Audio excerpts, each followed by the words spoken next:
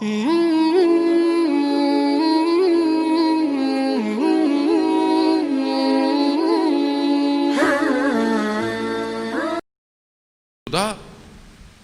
مدینہ کی گلیوں میں جا رہے ہیں، ایک بچہ ملا، رسول خدا نے پوچھا کہ تم مجھ سے اتنی محبت کرتے ہو؟ نہ، رسول خدا اس سے پوچھا کہ تم پروردگار سے کتنی محبت کرتے ہو؟ کہا یا رسول اللہ میں اپنے ماں باپ سے زیادہ. کہا اور؟ کہا اپنے آپ سے زیادہ. کہا اور؟ کہا اپنی آنکھوں سے زیادہ. یعنی اب اپنی ایک ایک چیز کو بتاتا جا رہا ہے کہ میں پروردگار سے اتنی محبت کرتا ہوں. تو رسول خدا نے فرمایا مجھ سے بھی مجھ سے کتنی محبت؟ نہیں، سب چیز سے زیادہ میں آپ سے محبت کرتا ہوں، اس سے زیادہ، اس سے زیادہ، اس سے زیادہ، اس سے زیادہ، اس سے زیادہ. تو کہا اللہ سے بھی زیادہ مجھ سے محبت کرتے ہو؟ کہا نہیں رسول اللہ، اللہ ہی کی خاطر تو میں آپ سے محبت کرتا ہوں. اللہم صلی علی محمد. یعنی ایک بچہ بتا رہا ہے کہ وجہ کائنات کیا ہے، مگر میں اپنے رسول سے محبت کرتا ہوں. وہ میں امام حسین سے کیوں محبت کرتا ہوں؟ کیوں محبت کرتا ہوں؟ کیونکہ رسول نے کہا ہے. میں مولا کائنات کو مولا کیوں مانتا ہوں؟ رسول نے کہا ہے. مگر میں گھر سے تو کوئی بات نہیں لے کر آیا عزیزانے وقت، مگر رسول نہیں ہے میری زندگی میں، رسول کا تذکرہ میرے گھر پہ نہیں ہے. اگر میں کروں تو میرے بچے بھی عاشق رسول پیدا ہوں. میرے گھر میں سنت رسول پر عمل ہونا چاہیے. سونے سے پہلے اگر میں کوئی عمل بچوں کو کہہ رہا ہوں، ڈاکٹر تو کہتا ہے بیٹا دن میں 2 دفعہ برش کرو، آپ یہی بچے کو کہیں کہ رسول خدا نے فرمایا ہے کہ رات کو سونے سے پہلے دانتوں میں مسواک کرنی چاہیے. اب یہاں بچے کو ایک سنت بھی پتہ چل جائے گی، رسول سے محبت بھی ہوگی کہ ہاں میرا گھر میں بھی کوئی رسول کی گفتگو کر رہا ہے. رسول خدا بچے کو بوسہ دو، دن میں 10-12 دفعہ بچے کو بوسہ دیا کرو. کیونکہ یہ موانع جو میں نے کل بھی آپ کی خدمت میں 2 دن سے آپ کی خدمت میں پیش کیا، یہ جو جب تک ہم ان رکاوٹوں کو دور نہیں کریں گے ہم آخری حجت تک نہیں پہنچ سکتے. اور یہ رکاوٹیں سب سے زیادہ میرے اپنے اندر پائی جاتی ہیں. آپ باہر گاڑی آپ کی گزر رہی ہو، پتھر پڑے ہوں، 4 چیزیں پڑی ہوں، تو آپ اس رکاوٹ کو ہٹائیں گے. لیکن اگر آپ کی گاڑی میں کوئی پرابلم ہو تو آپ سامنے روڈ بالکل کھلا ہوا ہو، آپ کی اپنی گاڑی کے اندر مسئلہ، آپ کی گاڑی حرکت ہی نہیں کرے گی. تو میرے اپنے اندر مشکلات ہیں، میرے اپنے گھر میں مشکلات ہیں. وہ ایک اور حصہ کہ یہ جو ہم تربیت اولاد یا ہم تربیت اولاد کریں، میں نے کل عرض کیا پہلے تو ہماری اپنی تربیت ہو، پھر ہم اولاد کی تربیت کریں.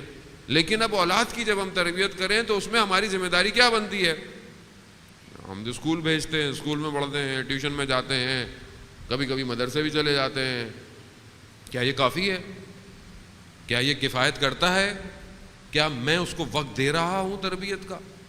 عزیزان تم بچہ اپنے ماں باپ کو اپنا اسوہ مانتا ہے، یعنی اپنے لیے ایک رول ماڈل مانگتا ہے. اگر ماں باپ اس کے رول ماڈل نہیں ہوں گے تو وہ کسی اور کو بنائے گا.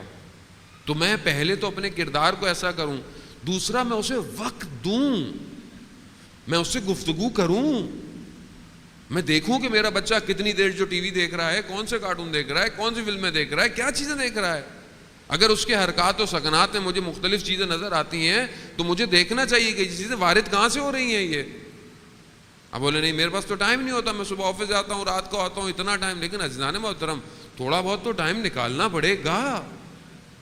آپ کو پتا ہو کہ آپ کا بیٹا موبائل پہ، آپ کی بیٹی موبائل پر، جوان بیٹیاں بیٹھی ہوئی ہماری آتی ہیں، کس سے بات کر رہی ہیں، کہاں بات کر رہی ہیں، کیا ہو رہا ہے. لیکن یہاں ابو کے موبائل پہ بھی پاس ورڈ لگا ہوا ہے، بچوں کے موبائل پہ بھی پاس ورڈ لگا ہوا ہے. نہ ابا کا موبائل کوئی دیکھے، نہ بچوں کا موبائل کوئی دیکھے. یہی تو ہے کہ ہم نے اپنے لیے حریم شخصی یعنی پرائیویٹائزیشن، پرائیویسی اپنی بنائی ہوئی ہے. میری پرائیویسی ہے، وہ بچہ بولتا میری بھی پرائیویسی ہے، میرے دوست ہیں. دوست کا معیار کیا؟ معیارات دوست کے ہیں ہمارے پاس. حضرت عیسیٰ علیہ السلام جو نبی ہیں پروردگار کے، کیا فرماتے ہیں کہ دوست اس کو بناؤ کہ جسے دیکھ کر تمہیں خدا یاد آئے. ہے یہاں تو دیکھو لو وہی آ گیا، وہ آ گیا، یعنی کون آ گیا؟ یہ شیطان کا پیروکار آ گیا. یعنی کیا واقعی ایسے دوست ہیں ہمارے؟ دیکھیں معاشرہ کے رحم و کرم پر مت چھوڑیں اپنی اولاد کو. معاشرہ تو کہیں اور لے کے جا رہا ہے, بربادی کی طرف ہے. جو صبح شام جو دشمن, یہ جو میں نے آپ کو آج میں نے آپ کو جو شجرہ طیبہ کی بات کی, اگر فرصت ملی آج نہیں تو آگے والے وقتوں میں کہ میں شجرہ خبیثہ کی بات کروں گا کہ شجرہ خبیثہ کس طرح کام کر رہا ہے, میں اس کو آپ گلنس دوں کہ یہ جتنا سوشل میڈیا اس ٹائم ہمارے ہاتھ میں ہے, یہ جو بھی بچے فیس بک, یوٹیوب اور پتہ نہیں جو جتنی بھی چیزیں دیکھتے ہیں, خوب اچھی بات ہے کہ اگر آپ اس سے اچھا استفادہ کریں, لیکن جس نے اس کو بنایا ہے اس کا ہدف اچھا نہیں ہے.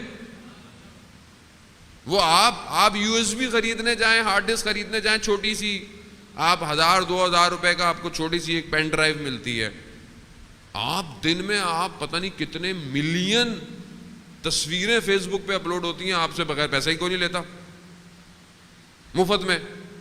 یہاں مفت میں تو کوئی اپنا غصہ نہیں بانٹتا, تو آپ کو اسپیس دے رہا ہے وہ, مگر ہمیں نہیں پتا, ہم سب کچھ اپلوڈ کر رہے ہیں. میں یہاں کھا رہا ہوں, میں وہاں کھا رہا ہوں, یہاں میں برگر کھا رہا ہوں, میں یہاں چلا گیا, یہاں پہ بھی کرتے ہوں گے, میں یہاں مجلس سن رہا ہوں. کہ ہم لوگ اصل میں اپنے سے زیادہ دوسروں کو دکھانے کے شوق میں ہیں. کھانا آتا نہیں ہے, نہیں 1 منٹ رکیے گا, پہلے میں تصویر کھینچ کے بھیج دوں کسی کو. بھائی پیٹ میں درد ہو جائے گا, کیوں بھیج رہے ہیں آپ کسی کو, آپ خود تو کھا لیں پہلے. نہیں, ہم اصل میں ہم نہیں رہے, اصل میں کوئی اور آ گیا ہے, ہم ذات ہے, ہم کمپلیکس کا شکار ہو گئے ہیں.